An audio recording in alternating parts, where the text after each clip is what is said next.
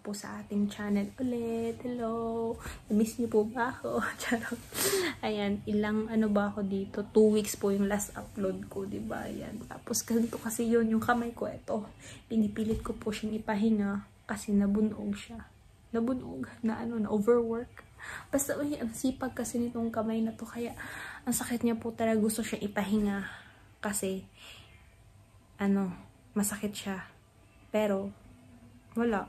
Kasi, pag pinapahinga ko po siya, wala rin. Kasi, ito yung ginagamit ko pag nagluluto, naglalaba. Ito yung ano, naglilinis ng bahay. Ito yung mas may force kesa dito. Kasi pag ito yung ginagamit ko, nanghuhugas, bumabagal po yung ano ko, trabaho. Kaya ito talaga yung right hand. Tapos, ayun, nung ano, last week din yun, natulog ako. Tapos, eto po, nadaganan ko po siya. Tapos, pagising ko rin, mas lalong po siyang sumakit. Naiiyak na ako sa sakit. Tapos, pinahilit ko kay Jabran. Ayun, may video po akong pinahilit ko po siya last, ano, hindi ko alam. Basta, ayun, pinahilit na sakit niya po talaga. Pero ngayon, medyo okay na po siya. Kaya, ayan, mag-video po ulit ako.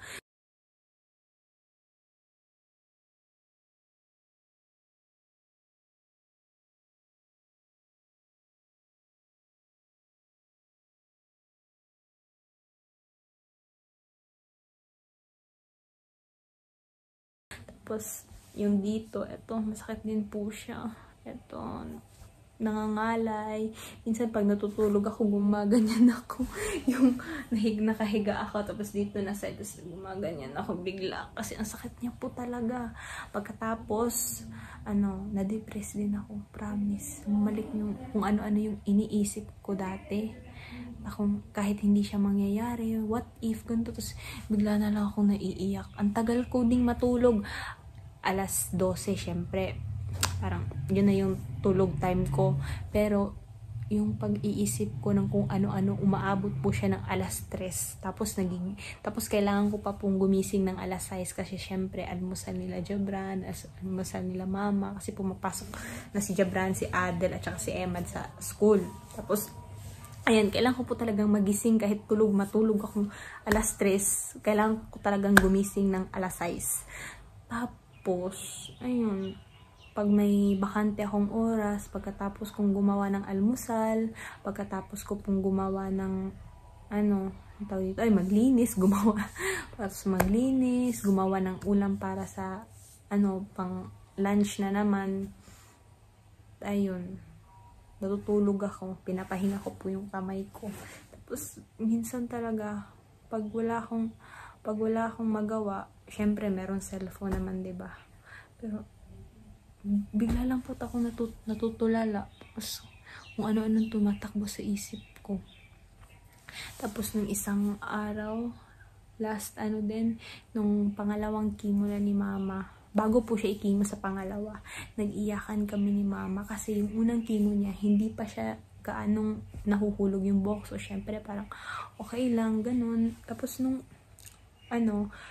ikikimo na si mama, before noon 3 days, dito, nagsilaglaga na po talaga yung buhok niya.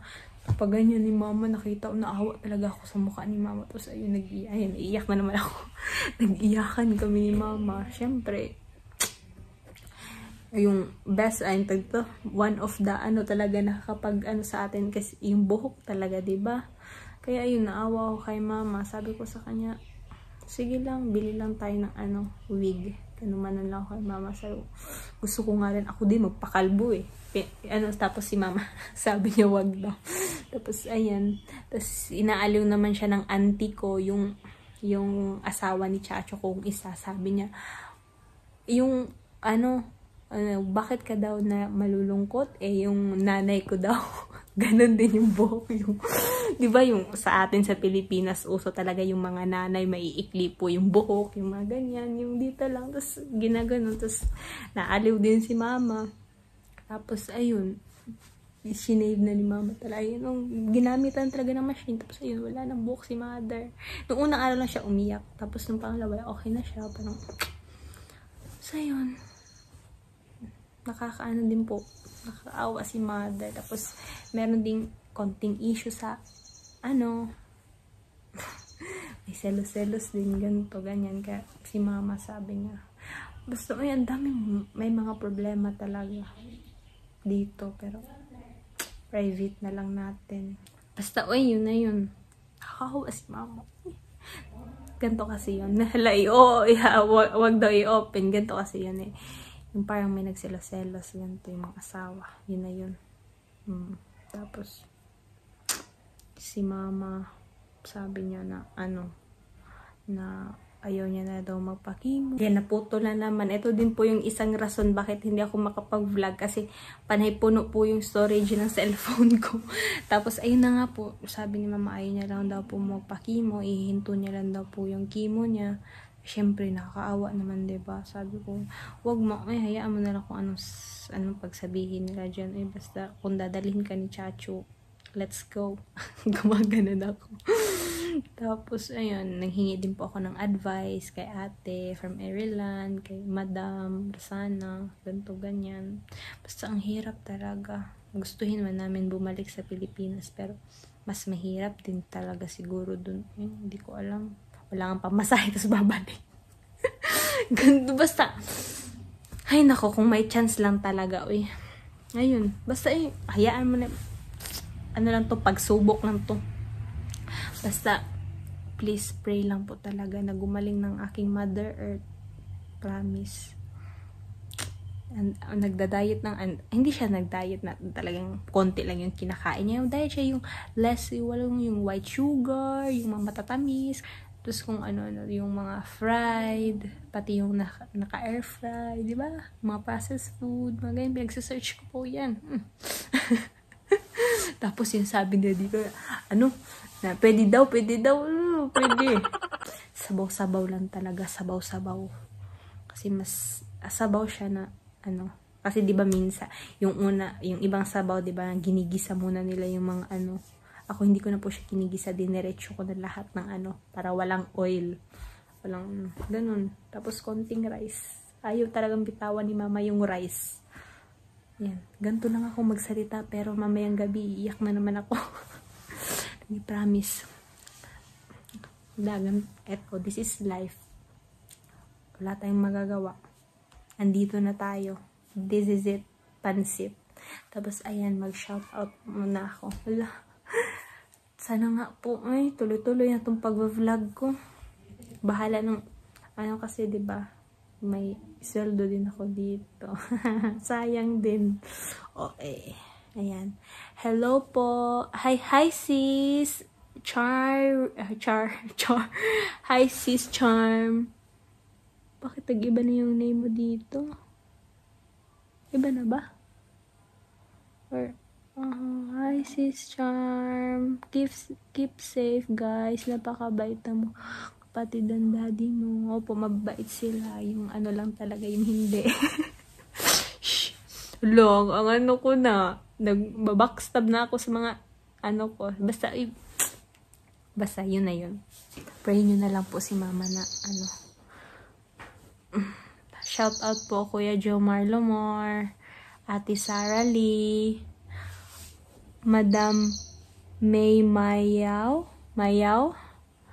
and Ate, what's this? Sino ba to? Hello at Charlene Buenaflor, and hello Pink Blue 65 Pinky. Hello ate. Ihasan kayo sa Pakistan, mabait ang family ng daddy mo, hindi pinabayan kahit wala siya. Sa po kami, Azad Kashmir Kotli. Opo, mababait po talaga yung kapatid ni daddy. Ala. Ayan.